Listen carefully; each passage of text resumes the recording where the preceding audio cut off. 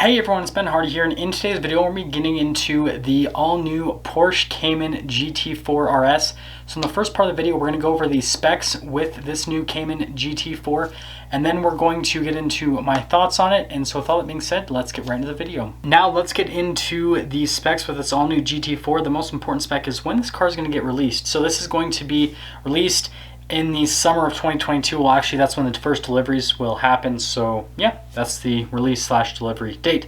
Aside from that, this car is going to get a naturally aspirated 4-liter flat six, the same that is in the 911 GT3, and it's going to put out 493 horsepower. It's a little bit less than the GT3, and apparently it's because of the length of the exhaust and because of back pressure, and that's why it has less horsepower, not because they don't want it to be as powerful as the 911 GT3.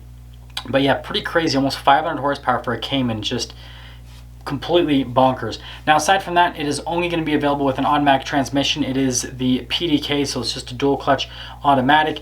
That's going to allow it to get from 0 to 60 in 3.2 seconds. If you're wondering, it's a 7-speed dual clutch automatic. And apparently they wanted to do a manual transmission, but they couldn't find a transmission that could handle the power that this car is putting to the ground, which is kind of fishy to me because the 911 GT3, the last generation, was available with a manual, and that had just as much power, so I don't know about that. Top speed, 196 miles an hour, and yeah, pretty awesome. Apparently it is substantially faster around the Nürburgring than the regular GT4, so that is also extremely impressive. And you guys will notice by the pictures, there's quite a bit that have been added on the outside. So it's got knockaducts on the hood, and then you guys can see on the fenders there's some venting there on the front end, and then you can see the ground effects are super aggressive. The front splitter is apparently adjustable, and then you guys can see along the side with the side skirts, and then there's some venting there where the rear window would normally be, and that actually is like a second air intake.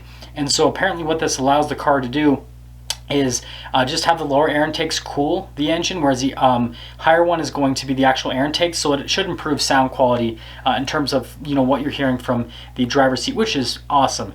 And then you guys can see the rear wing there on the back, just like the new GT3. The wing is top mounted, is that what it's called? Basically, you guys can see that the connections on the wing are on the top of the wing rather than supporting it from the bottom, and apparently that helps reduce drag. And with all these changes, the car weighs 49 pounds less than a GT4 with PDK, but the manual still is going to be the lightest car, is what it sounds like. And the car apparently is going to be 1.2 inches lower, substantially stiffer. It's not going to come standard with carbon ceramics. It's actually going to come standard with with cast iron rotors, and then carbon ceramics will actually be an option that you can get on the car. And then there is also going to be a Y-Sock package, just like what you have with the 911 GT3 RS, and that's going to add even more carbon fiber to the car, lighten things up, give you more aggressive seats, just like what you have with the 911 GT3 RS. And the other spec changes, apparently it's got 25% more downforce compared to a GT4. So yeah, tons of significant changes.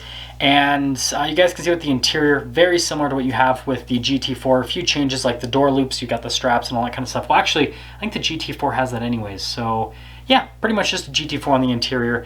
And this all does come at a pretty substantial cost. So the starting price will be $141,000 for this car. Pretty crazy.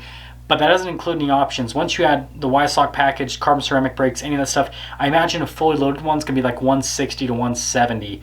So it's going to be, in 911 GT3 price range territory. But I mean, it's an RS model, and yeah, that is the specs on the GT4. So let's quickly get into my opinions on this car. So first off, I think it looks absolutely fantastic on the outside. I think it's just a beautiful looking car. I've always loved the Porsche Cayman design. The mid-engine design is just very beautiful. And so yeah, I think they've nailed it. It's super aggressive, looks like a race car. And then interior-wise, I think Porsche does a really good job with their fit and finish and everything. The interiors don't necessarily look like crazy out there beautiful stylistically, but they're very well put together and very durable looking. So that is all great. And then aside from that, if we move to the performance, absolutely crazy. The only downside is a couple of things. So first off, the fact they aren't offering it with a manual transmission, I think, is a little bit disappointing. I think that a manual transmission would be the right route to go with this car. because, you know, with the 911 GT3, when they offered a manual, more people bought manuals than automatics. And so that shows that people want manual transmissions with cars like this. So I think that they should have figured out something to make it so it works with the manual transmission. I understand PDK is the best for track, but how many people buying these are going to take it on the track? Most of them are probably going to buy it as like a flex piece, and then they're going to buy it for the driving experience, right? And manual transmission is going to give you a better driving experience. Now the other thing is the pricing. Yes, I understand it's a Porsche, but the C8 Corvette has proved that you can give the people a high-performance mid-engine car, and it doesn't have to be crazy expensive. And the C8 Corvette, you know, doesn't have the same build quality as a Porsche, frankly. But the engine's there. It's got, you know, power, performance, handling, looks, interior looks nice, all that kind of stuff. Again, the build quality is not quite Porsche level, but it's still very nice. And then on top of that, we have the new Z06 coming out. And the new Z06 is going to be substantially less expensive than this GT4 RS. And if I'm you know, willing to be a betting man, I'm going to guess that the Z06 is, with the Z07 package, is going to be just as fast around the Nürburgring, if not faster than this Cayman GT4 RS. And so you also have that going against it, and you don't have a manual transmission with the Porsche, so there's like nothing that's really like upping it too much over the Corvette. And so I guess that's another thing that's kind of like in my mind is, well, you have these two awesome, naturally aspirated mid-engine, high-performance sports cars, but one of them is a lot less expensive, and it's got a V8, right? I love flat 6 cylinders, though. They sound absolutely amazing. So yeah, it's definitely got that going for it. But yeah, those are kind of my thoughts on the GT4 RS. And with all that being said, if you're stopping for the first time, please subscribe. I'll see all of you in the next video.